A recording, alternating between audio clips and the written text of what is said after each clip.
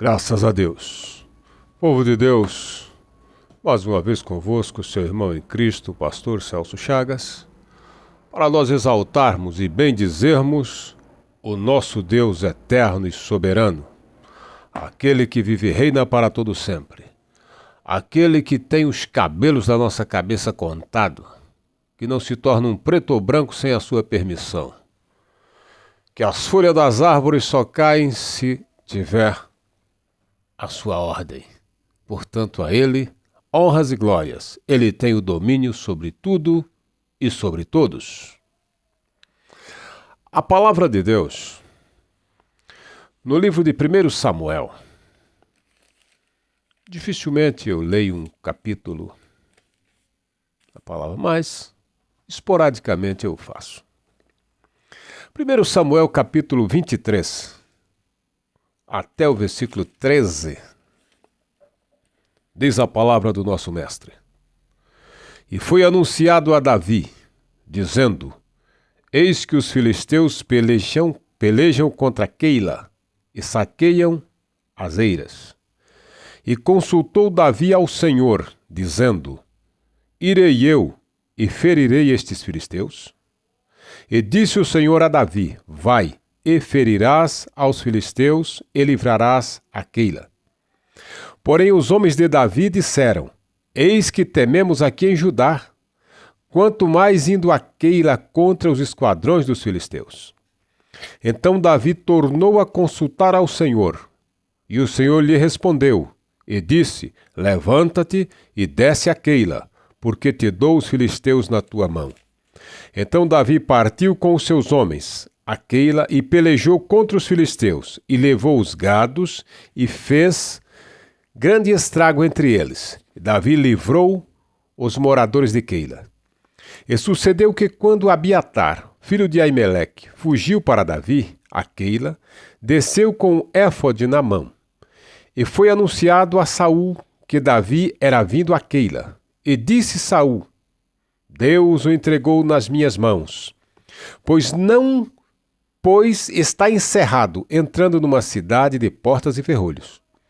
Então Saul mandou chamar todo o povo à peleja, para que descessem a Keila para cercar a Davi e os seus homens. Sabendo, pois, Davi que Saul maquinava este mal contra ele, disse a Abiatar, sacerdote: Traze-me aqui o éfode. E disse Davi: Ó Senhor, Deus de Israel, teu servo de certo tem ouvido que Saul procura vir a Keila para destruir a cidade por causa de mim. Entregar-me-ão os cidadãos de Keila na sua mão? Descerá Saul como o teu servo tem ouvido? Ah, Senhor, Deus de Israel, faz-me saber ao teu servo. E disse o Senhor: Descerá.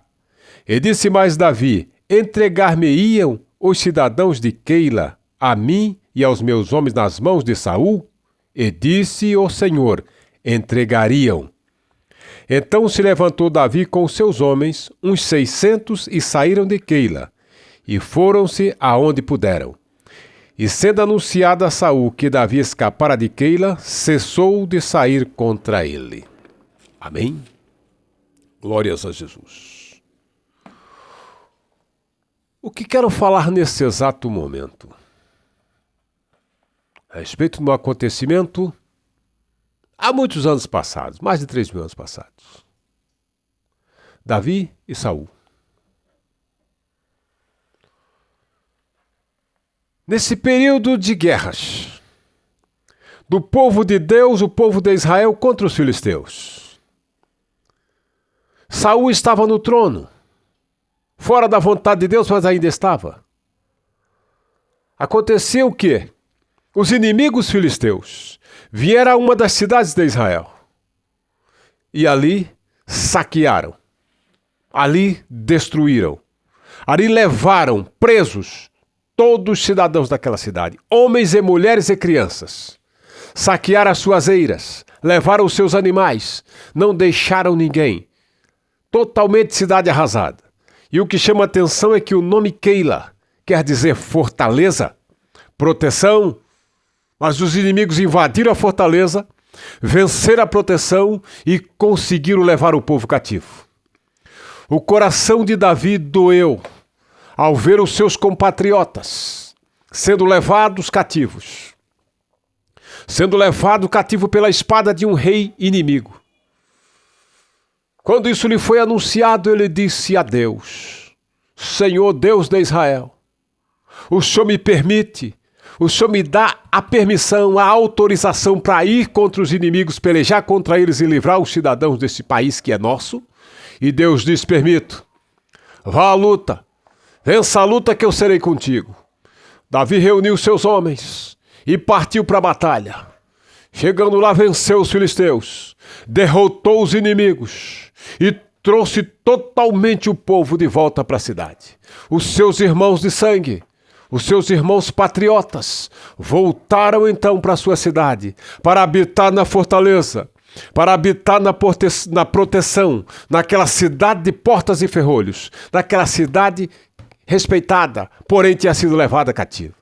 Mas Davi, pela sua fibra, pelo poder da espada, junto aos seus homens, trouxe de volta todo o povo que tinha sido levado cativo.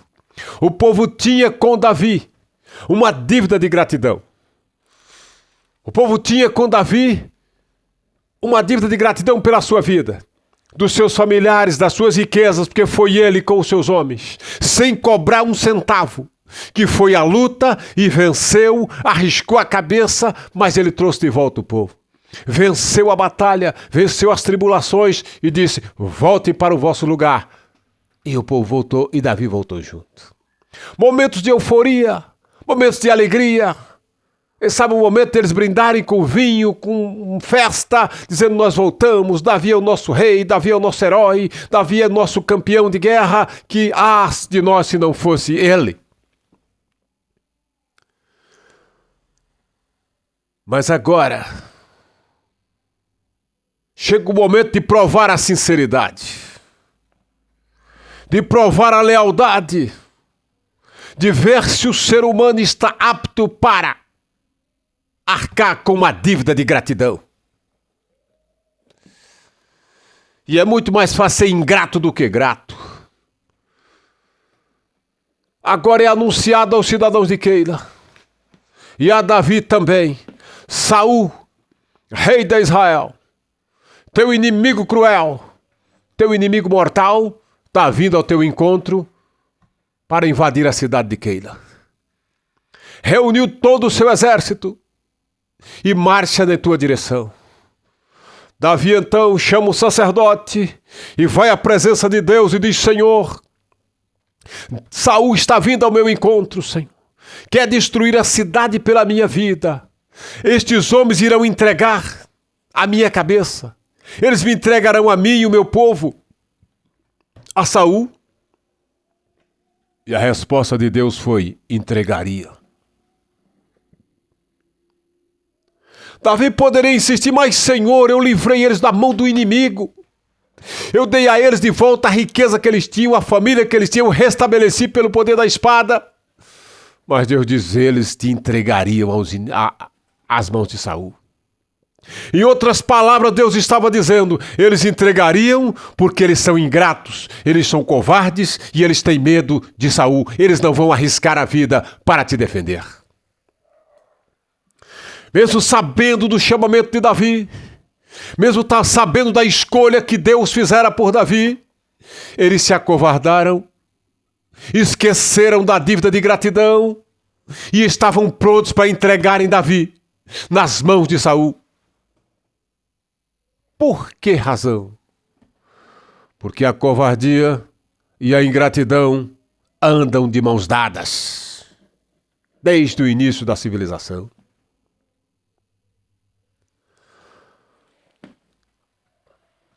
Todos se lembram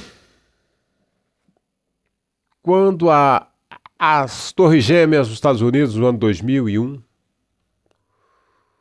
foram derribadas, aquele baque do avião, e houve um terror. E o culpado foi Osama Bin Laden, que estava no Afeganistão e protegido pelo Talibã. que era o sistema político que governava o Talibã. Os Estados Unidos deu o ultimato ao Talibã: entregue o Osama Bin Laden. E eles disseram não. A retaliação foi sem dó. Foi uma guerra cruel e sangrenta. Mas os afegãos disseram: nós não entregaremos. Eles tinham com Bin Laden uma dívida de gratidão. Se com os americanos Bin Laden era inimigo, para eles eram amigos. E eles arriscaram e não entregaram, então, aquele que para eles era seu amigo. Mas o povo de Keila entregariam a Davi. Seriam ingratos e se esqueceram rapidamente de que Davi vencera a batalha e livrara eles da mão do inimigo. Da onde eles seriam escravos, da onde eles seriam derrotados, da onde eles perderiam suas famílias, suas mulheres, suas filhas e veriam as crianças serem mortas. Mas eles se esqueceram. E foram ingratos e covardes. Quantos já passaram pela ingratidão e a covardia de alguém? Quantos já emprestaram o seu nome para o financiamento de alguém porque ele não poderia fazer? Quantos já emprestaram o dinheiro porque alguém não tinha o dinheiro? E a pessoa emprestou sem juros. E no dia em que ele precisou desse cidadão ou cidadã, ele virou as costas e disse: olha, eu nada posso fazer por você. Quantos que entregou a casa para alguém morar sem pagar o aluguel porque ficou com dó de uma situação difícil que a pessoa passava. E essa pessoa, depois que prosperou, foi-se embora e se esqueceu com facilidade. Sem se falar naquele que ainda tentou foi entrar com uso campeão para tomar a casa onde ele morou gratuitamente. A ingratidão e a covardia andam de mãos dadas desde o início da civilização. Mas a palavra de Deus, a Bíblia Sagrada, ela instrui o ser humano, ela orienta o ser humano a ser grato e fervoroso, e não ser covarde, mas ser temente a Deus, mas pronto, apto para vencer as batalhas, firmado, estribado na palavra de Deus, porque Deus é fiel. Deus não quer povo covarde, medroso e ingrato. Deus nos quer que sejamos gratos. Grato àquele que nos estendeu a mão. Grato àquele que deu o copo d'água no deserto. Grato àquele que foi sincero, que no momento difícil esteve ali ombro a ombro para nos socorrer. Quantos que aprenderam a ler e escrever com a professora muito simples no interior. Mas ela ficou no que ela tinha. Não passou daquilo. A professora leiga. Não tinha formatura. Ensinou o primário. Mas ele pôde prosperar, pôde ir para a cidade, pôde enfrentar as lutas. Tornou-se um doutor, um PhD, um homem versado que fala diversos idiomas, mas ele tem uma dívida de gratidão com aquela senhora tão simples e tão humilde que ensinou o beabá. E disso o doutor não pode se esquecer. Ele tem que reconhecer, a dívida de gratidão ninguém paga, ela é impagável. E o homem tem que ser grato enquanto vivo for. Se aquela pessoa com quem ele recebeu o benefício morrer, que ele estenda o benefício à família, à descendência, se isso ele puder fazer. A gratidão é ordenança de Deus e nós temos que ser gratos e nunca ingratos. Ser ingrato é coisa do diabo. Certa vez, Jesus, vindo para Jerusalém, passava ele por Samaria. De repente, 10 leprosos correm ao seu encontro, gritando, clamando, Senhor! Porque o leproso não se aproximava de quem tinha pele sadia. O leproso caiu nos pedaços, todo cheio de ferida, todo detonado. Tem misericórdia de nós, nós somos leprosos. Jesus olhou para eles e disse, tudo bem, vai e te mostra o sacerdote. Quando eles começaram a caminhar, a lepra desapareceu. 10 seguiram em frente, feliz da vida, foi embora quando eles bem quiseram. Mas um, quando se viu que estava curado, São Lucas, capítulo 17, versículo 11 até o 19, pode ler na sua casa, no seu lar, com muita paciência. Um voltou. 9 não foi grato, mas um foi grato. Voltou, adorou o Senhor Jesus, glorificou o seu nome. E Jesus disse assim, mas não foi 10? Cadê os 9? Os 9 tinham partido.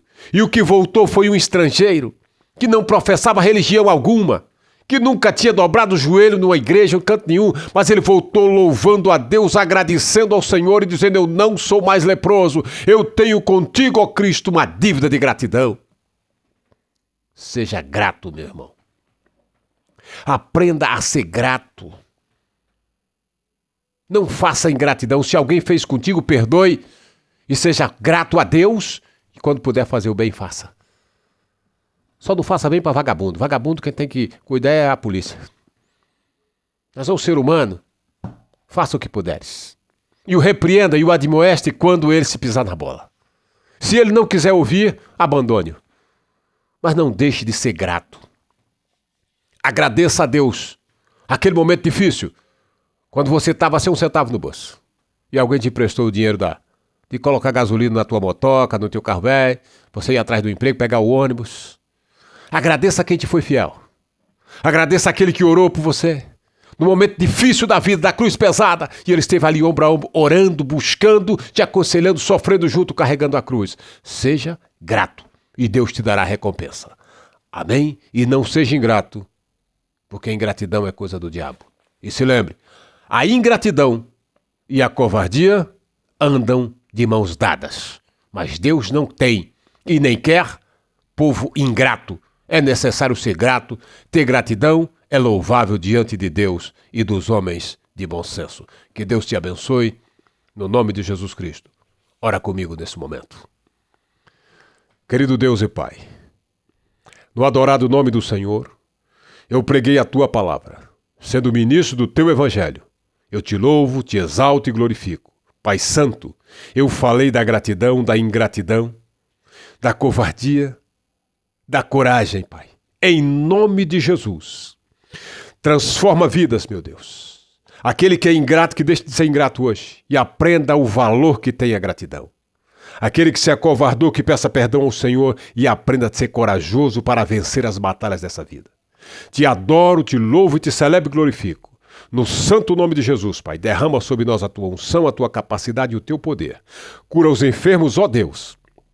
Liberta os encarcerados, os oprimidos do demônio.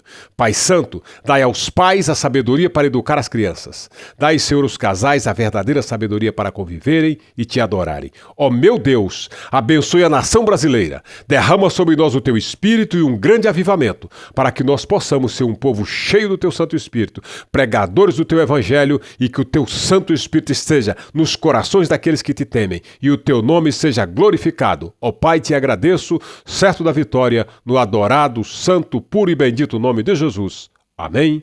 Glória a Jesus e até nosso próximo vídeo, se Deus assim nos permitir, pois Ele é fiel.